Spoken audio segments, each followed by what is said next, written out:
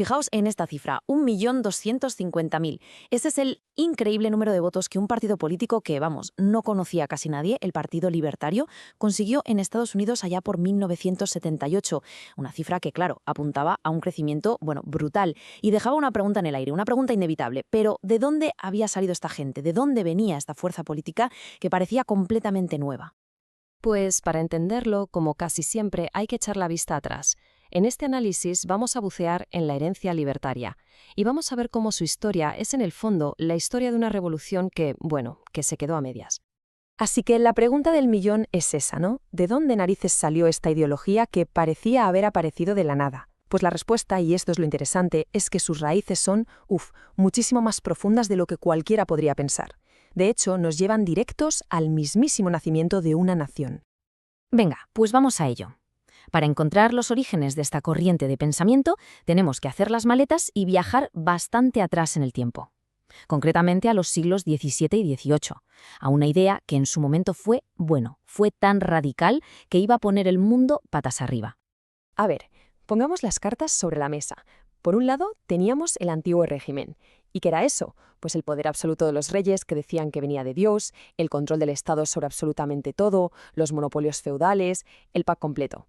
Y de repente, justo en contra de todo eso, surge el liberalismo clásico, una auténtica rebelión en toda regla que decía, no, lo que importan son los derechos naturales de las personas, los mercados libres y la libertad individual.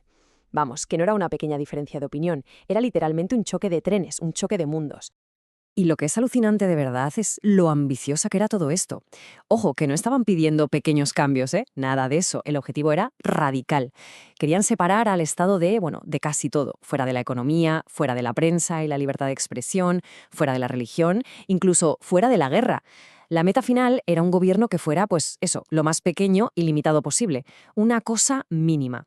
Mirad, hay una cita de las Cartas de Catón, que, por cierto, fue un texto súper importante para los colonos americanos, que lo resume a la perfección. La idea de fondo es que la historia, al final, es una lucha constante, una pelea eterna entre dos fuerzas. Por un lado, el poder, que por su propia naturaleza siempre quiere más, siempre busca expandirse, y por otro, la libertad, que está siempre a la defensiva, siempre bajo amenaza. Vale, y aquí es donde la cosa se pone realmente interesante. Porque todas estas ideas tan revolucionarias no se quedaron en simples teorías escritas en un libro. No, se llevaron a la práctica. Y se hizo por primera vez en un sitio muy concreto, en las colonias americanas. Y este es el quiz de la cuestión, la clave de todo. La Revolución Americana no fue solo una guerra para independizarse de los británicos. Fue mucho más. Fue un momento único en la historia. La primera vez que una nación se fundaba con un objetivo explícito: limitar el poder del gobierno. La idea de partida era sencilla, pero para la época absolutamente revolucionaria: desconfiar del poder por principio y atarlo en corto desde el primer día. Pero ¿cómo lo hicieron exactamente? Pues crearon un sistema con herramientas muy específicas para ello.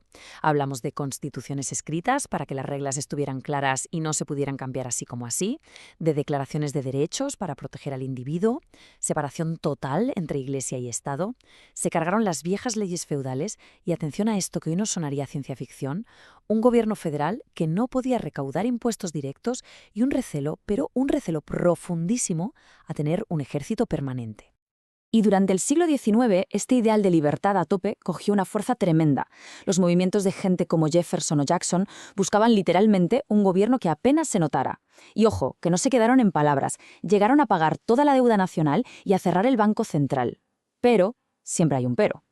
Había una contradicción enorme, una herida abierta en el corazón del movimiento: la esclavitud.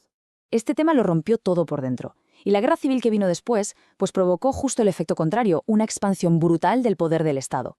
Y esto, claro, nos lleva directamente a la siguiente parte de la historia. La pregunta es obvia. ¿Cómo es posible que un movimiento tan potente, que había conseguido tanto, de repente empezara a perder fuelle y a desaparecer? Pues resulta que el liberalismo clásico se encontró de repente atrapado entre dos fuegos cruzados. Por un lado, apareció un nuevo conservadurismo, que decía, vale, la industria está muy bien, pero el Estado tiene que meter mano para regularlo todo por el supuesto bienestar público. Y por el otro lado, el socialismo, que curiosamente compartía algunos objetivos con los liberales, como el progreso, pero quería llegar a ellos por el camino totalmente opuesto, usando todo el poder del Estado y el colectivismo. Al final, el resultado era el mismo. Los dos, cada uno a su manera, querían más Estado. Pero el problema no vino solo de fuera, ¿eh? Como si fuera una tragedia griega, el liberalismo empezó a pudrirse por dentro. Fueron básicamente 3 golpes mortales que se dio a sí mismo. Primero, abandonó la idea de los derechos naturales. Segundo, se apuntó al darwinismo social, esa idea de que la sociedad es una jungla y que sálvese quien pueda. Y el tercer golpe le dio la espalda a sus propios principios antiguerra. Ese primer paso en falso, el abandono de los derechos naturales, tiene un nombre: utilitarismo. De repente la libertad ya no era un derecho moral, algo sagrado e intocable. Pasó a ser una simple herramienta. Algo útil, sí, pero solo para conseguir el llamado bien común. Y claro, esto lo cambia absolutamente todo, porque en el momento en que la libertad es solo una herramienta más, es súper fácil justificar que el Estado meta mano cada vez que le parezca conveniente. Se abre la veda, por así decirlo. Y entonces llegó el golpe de gracia, la puntilla final. El nacionalismo, el imperio, fueron como cantos de sirena, simplemente irresistibles. La guerra, la expansión, se convirtieron en una tentación demasiado grande y cayeron en ella. Al abrazar el imperialismo y el militarismo, el liberalismo clásico se hizo el harakiri. Se traicionó a sí mismo en lo más fundamental, porque abandonó la lucha contra el poder del Estado, que era precisamente su razón de existir. Y así, de una forma bastante triste, se puede resumir toda esta historia. Una idea que nació siendo pura revolución, que quería tirarlo todo abajo para construir algo nuevo, acabó siendo justo lo contrario, una defensa tibia y pasiva del nuevo statu quo. En pocas palabras, dejó de ser revolucionaria, perdió su chispa. Claro, con este panorama, uno pensaría que todo ese legado revolucionario se perdió para siempre, que quedó enterrado. O a lo mejor no del todo. Y aquí viene una de las grandes ironías de la historia política. Originalmente, los liberales radicales eran la izquierda, eran el partido del cambio. Pero llegaron los socialistas y básicamente les quitaron el sitio y se quedaron con la etiqueta. Y así, de la noche a la mañana, las ideas de la libertad individual radical se quedaron, pues eso, huérfanas, sin un sitio claro en el mapa político. Y todo esto nos lleva, de nuevo, al principio de todo, a ese 1.000.000 de votos. La pregunta final es esta. Si ese sueño original de máxima libertad y mínimo gobierno se abandonó de una forma tan completa, si se dio por muerto, ¿por qué está volviendo? ¿Qué está pasando para que estas ideas que parecían olvidadas vuelvan a estar sobre la mesa y con tanta fuerza? Esa, desde luego, es la gran pregunta que queda flotando en el aire.